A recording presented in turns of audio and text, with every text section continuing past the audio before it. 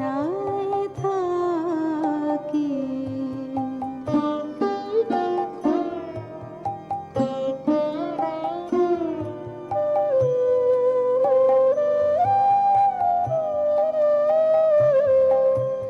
জাগরণে তারে না দেখিতে পাই, থাকি স্বপ্নের আশে।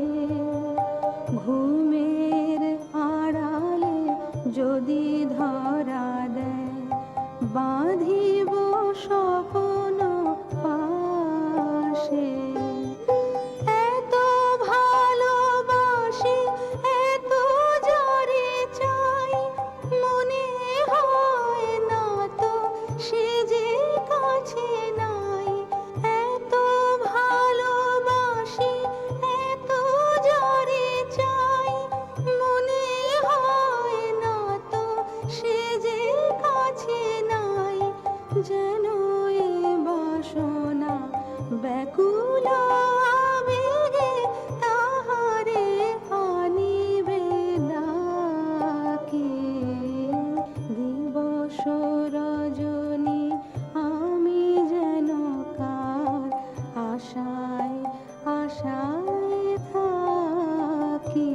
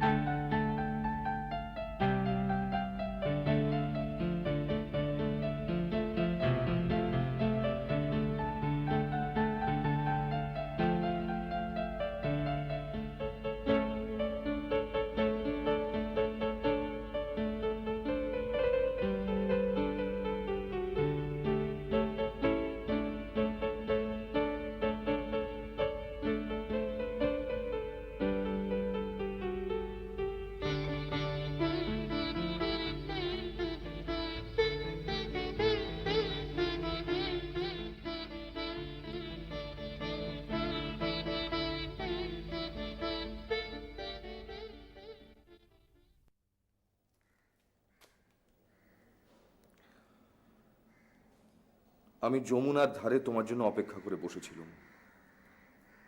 তুমি যে এখানে আমার জন্য অপেক্ষা করে বসে আছো, আকাশের চাঁদ আমাকে সে সংবাদ দিল। তাই আমি চলে এলাম। না না, তুমি যাও, তুমি এই বিছানায় বসো না।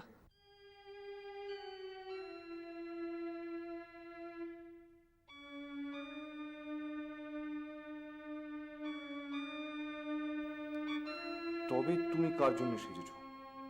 কার জন্য অপেক্ষা করে আছো? আমি যার জন্য সেজেছি সে আমার অন্তরের ভেতরে আছে। সে কে? তবে কি বিহারী?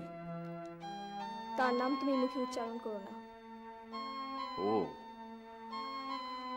তার জন্যই তুমি পশ্চিমে ঘুরে ঘুরে বেড়াচ্ছ।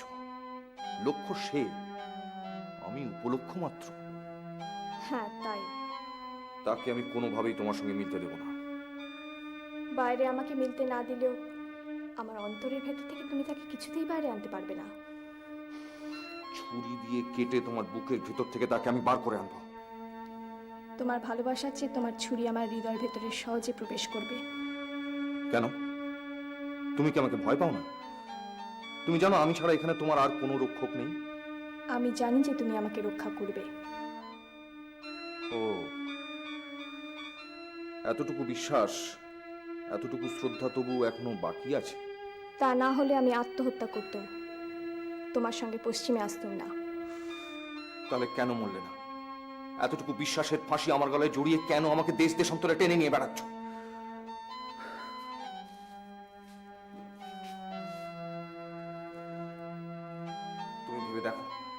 তুমি মরলে কত মঙ্গল হতো। আমি জানি, কিন্তু যতদিন বিহারীর আশা আছে আমি তো মরতেও পারবো না। আর যতদিন তুমি না মরবে আমার প্রত্যাশা মরবে না, আর আমি নিষ্কৃতিও পাবো না। তাই এখন থেকে ভগবানের কাছে সর্বান্তকরণে আমি তোমার মৃত্যু কামনা করব। দেখো বিনোদ, বিনোদ তুমি আমার হয়েও না, তুমি বিহারীরও হয়েও না। তুমি তুমি চাও আমাকে আমাকে মুক্তি দাও।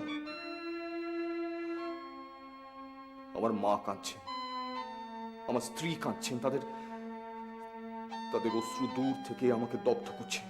কিন্তু তুমি যতদিন না মরবে আমি তো তাদের চোখের জলও মোছাতে পারবো না।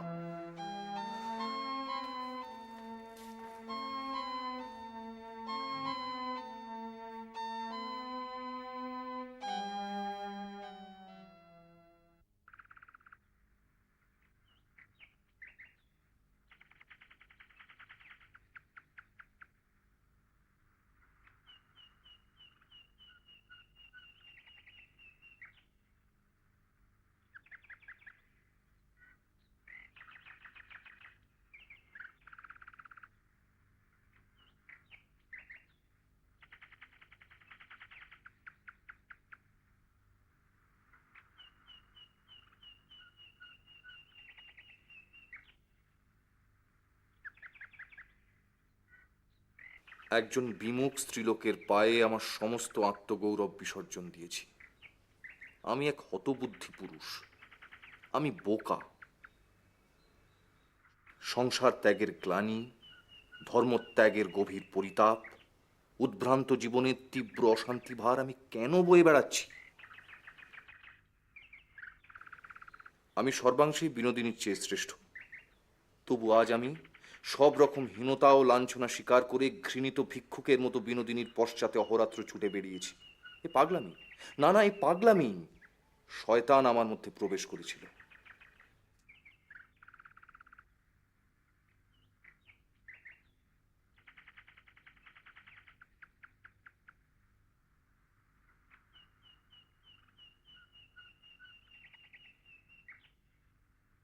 বিনোদিনী আজ আমার কাছে একটি স্ত্রীলোক ছাড়া আর কিছুই নয়। তাহার চারিদিকে সমস্ত পৃথিবীর সৌন্দর্য হইতে, সমস্ত কাব্য হইতে, কাহিনী হইতে যে একটি লাবণ্যজ্যোতি আকৃষ্ট হইয়াছিল, তাহা আজ মায়া মরিচিকার মতো অন্তর্ধান করিতেই একটি সামান্য নারীমাত্র অবশিষ্ট রহিল। তাহার কোনো অপূর্বত্ব রহিল না। আজকেই আমি বাড়ি ফিরে যাব। বিনোদিনী যেখানে থাকতে চায় সেখানে তার থাকার ব্যবস্থা করে দিয়ে আমি মুক্ত হব। আমি মুক্ত হব।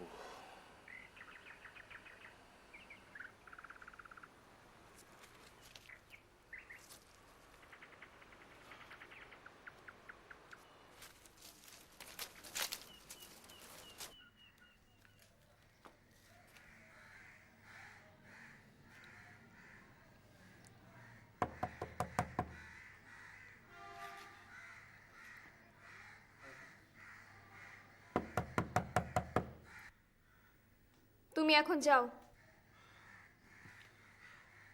বিনোদ, তোমার সঙ্গে আমার বিশেষ কথা আছে। আমি তোমার কোনো কথা শুনতে চাই না, আমাকে একলা থাকতে দাও।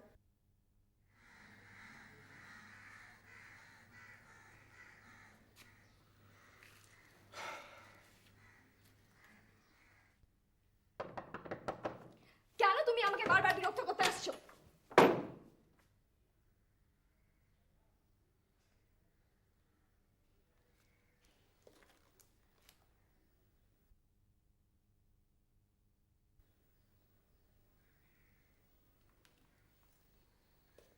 মহিন্দা কোথায়?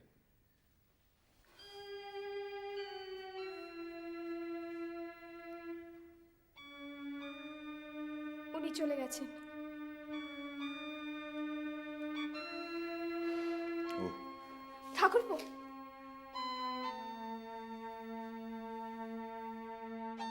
তোমার পায়ে ধরি ঠাকুরপো, একটুখানি অন্তত বসো।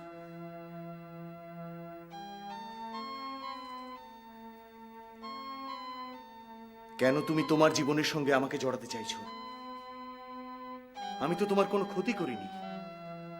আমি কখনো তোমার পথে কাঁটা হয়ে দাঁড়াইনি, তোমার সুখ দুঃখে হস্তক্ষেপ করিনি। তবু কেন তুমি তোমার জীবনের সঙ্গে আমাকে জড়াতে চাইছো? তুমি যে আমার জীবনে কতখানি অধিকার করে আছো তা একবার আমি তোমাকে জানিয়েছি, কিন্তু তুমি আমাকে বিশ্বাস করোনি। তুমি আমাকে ঠেলে দূরে সরিয়ে দিয়েছো। তবুও আমি তোমার পা ধরে বারবার বলেছি যে আমি তোমাকে থাক থাক, সে কথার মুখে এনো না। সে কথা বিশ্বাস করার যোগ আর আমার নেই। আর তাছাড়া আমি বিশ্বাস করি বা না করি তাতে তোমার কি এসে যায়? তোমার জীবনটা যেরকম চলছে ঠিক সেরকমই চলবে। আমি জানি তাতে তোমার কিচ্ছু আসে যায় না। আমার ভাগ্য এমন যে তোমার সম্মান রক্ষা করে তোমার পাশে দাঁড়াবার উপায় আমার নেই। চিরকাল তোমার কাছ থেকে আমাকে দূরে সরে থাকতে হবে সেও আমি জানি। তবু আমি তোমাকে অনুরোধ করছি, একটু অন্তত বসো।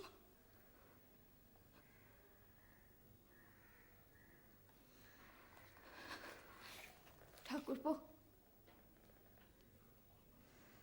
তুমি যা মনে করছো তা হয়নি। এ ঘরে কোনো কলঙ্ক স্পর্শ করেনি। একদিন এই ঘরে তুমি শয়ন করেছিলে, তাই জন্যে এই ঘরে আমি তোমাকেই উৎসর্গ করে রেখেছি। এই এই ফুলগুলি তোমার পূজায় উৎসর্গ করে শুকিয়ে গেছে। এই ঘরেই তোমাকে বসতে হবে।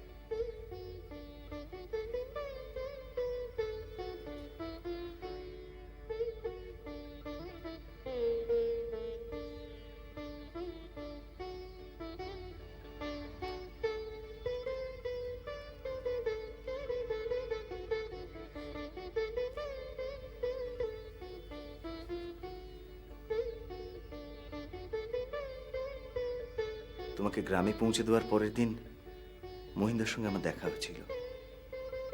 তারপরেই তো আমি পশ্চিমে বেড়াতে চলে গিয়েছিলাম। তারপর তো আর মহিন্দার সঙ্গে আমার দেখা হয়নি। ও, সমস্তই বুঝলাম।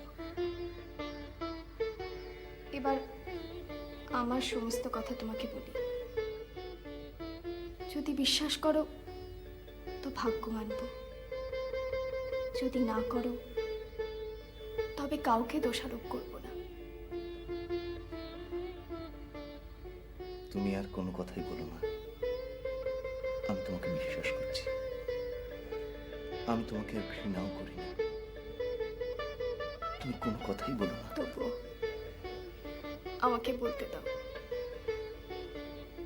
সমস্ত কথা না বললে আমি যে বাঁচব না।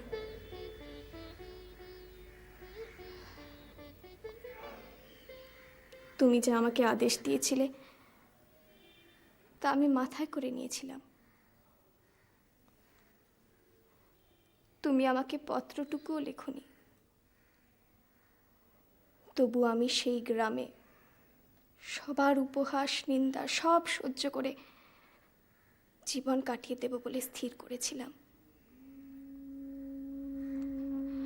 কিন্তু বিধাতা বিমুখ হলেন। মহেন্দ্রবাবু আমার গ্রামে এসে আমার ঘরের দ্বার প্রান্তে দাঁড়িয়ে সবার সামনে আমাকে লজ্জিত করলেন। সেই গ্রামে আমার আর স্থান হলো না। তারপর তারপর আমি তোমাকে অনেক খোঁজবার চেষ্টা করেছিলাম, কিন্তু তোমার কোনো সন্ধান পেলাম না। মহেন্দ্রবাবু আমার খোলা চিঠি তোমার ঘর থেকে ফেরত এনে আমার সঙ্গে প্রতারণা করলেন। আমি আমি বুঝলাম যে তুমি আমাকে পরিত্যাগ করে চলে গেছো। তারপর আমি একেবারে নষ্ট হতে পারতাম, কিন্তু জানি না তোমার কি গুণ আছে, তুমি অলক্ষ্য থেকেও আমাকে রক্ষা করতে পারো। তোমাকে আমার মনে স্থান দিয়েছিলাম বলেই হয়তো আমি আজ অবধি পবিত্র আছি। বাহ বাহ বাহ বাহ। তাহলে এবার রঙ্গভূমি থেকে মহেন্দ্রর প্রস্থান আর বিহারীর প্রবেশ। মহিন্দা, না না না, দৃশ্যটি অতি সুন্দর, অতীব সুন্দর, কিন্তু কিন্তু আশা করি যে শেষ অঙ্কের পরে আর কিছুই ভালো লাগবে না। মহিন্দা, বিনোদিনীকে তুমি কাপুরুষের মতো অপমান করার চেষ্টা করো না। আর তোমাকে বারণ করার অধিকার আমার আছে। ও বাবা, এর মধ্যে অধিকারও সাব্যস্ত হয়ে গেছে। বেশ বেশ, তাহলে আজ থেকে তোমার নতুন নামকরণ করি, বিনোদ বিহারী।